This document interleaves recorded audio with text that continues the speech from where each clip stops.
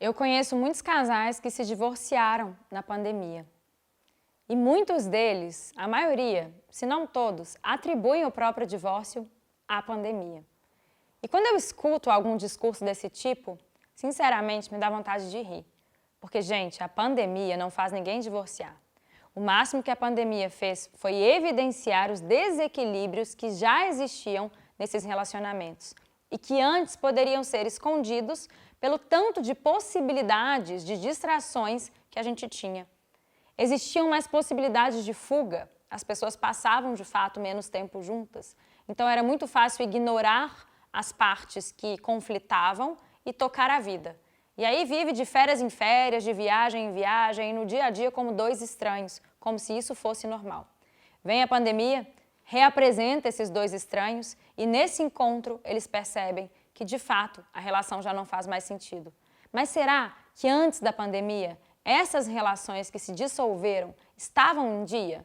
Será mesmo que havia uma verdadeira harmonia com esses casais que ao longo da pandemia, nesse reencontro, não conseguiram sustentar os próprios relacionamentos? A minha aposta é que não. De fato, a pandemia evidenciou o que já existia dentro de cada relacionamento. Sabe por quê? Eu conheço também casais que se aproximaram, casais que se tornaram mais amigos, mais confidentes e que se agradeceram um ao outro por existirem, um por poder contar com o outro naquele momento tão desafiador. Eu vi isso acontecer também.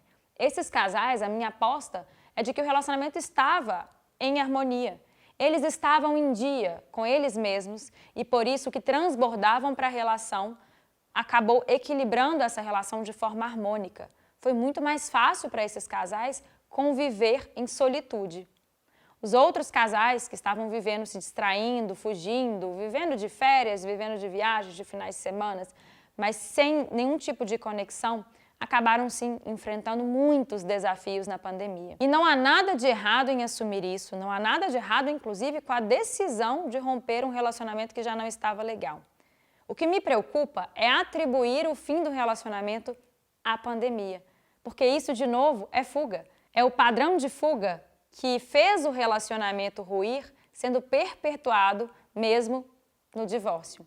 Isso vai fazer com que essas pessoas deixem de se investigar. Quais partes de mim não estavam tão equilibradas? O que foi que eu transbordei para esse relacionamento?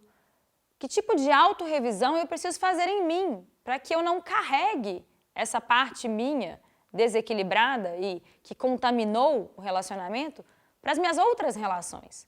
E aí sejam essas quais relações forem, não necessariamente só as afetivas.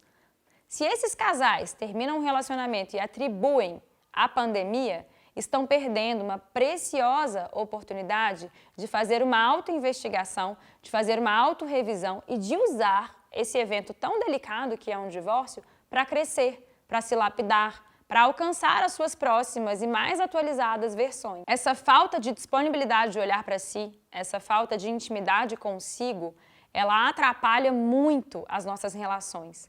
E é muito fácil encontrar justificativas do lado de fora para nomear os términos, os conflitos e todas essas dificuldades que a gente tem nos encontros com as outras pessoas que nos cercam. Só vive bem e só vai aprimorando a qualidade das próprias relações as pessoas que fazem esse movimento de autoinvestigação. Eu falo isso por mim, porque eu já fui uma pessoa que não fazia esse movimento. Antes de eu conhecer o yoga, de ter esse hábito, de estar sempre me aprofundando em mim, de estar ali diariamente no meu tapete me percebendo e de estar fazendo esse movimento constante de autorrevisão, eu já fui essa pessoa que culpava os outros, que culpava o mundo e que culpava as circunstâncias. E o resultado é, eu levava o meu eu problemático para todas as relações que eu encontrava. Então eu saía de um relacionamento, eu encontrava justificativos, esse acabou por isso, beleza. O próximo, não, esse outro acabou por aquele outro motivo. E o terceiro por aquilo. E eu não percebia que no fim eu estava transbordando a minha bagunça interna para todas as relações que apareciam para mim.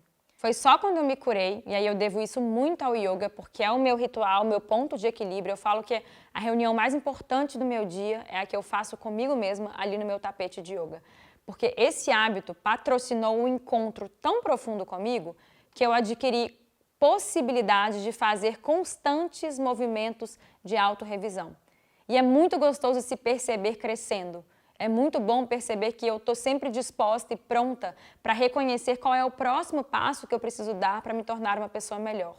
O impacto disso nos meus relacionamentos é maravilhoso, tanto nos familiares, quanto no relacionamento afetivo e até nos relacionamentos com os meus filhos. Então eu queria convidar aqui, eu não sei se você é um casal que se separou na pandemia, se você conhece algum, ou se você, em algum outro contexto da sua vida, está habituado a justificar a pouca qualidade dos seus relacionamentos com atitudes dos outros ou com contextos desfavoráveis. Não faça mais isso. Encontre também um hábito que patrocine essa reunião diária com você mesmo. Tenha um ritual de solitude como eu tenho o yoga. Tenha um encontro diário consigo, porque quanto mais você se conhece, mais humildade você adquire para olhar para as suas arestas e, aparando as suas arestas, se mantendo nesse movimento constante de se lapidar, o que você transborda para as pessoas que te cercam é muito mais precioso do que desse lugar de desordem, de vitimismo e de justificativas.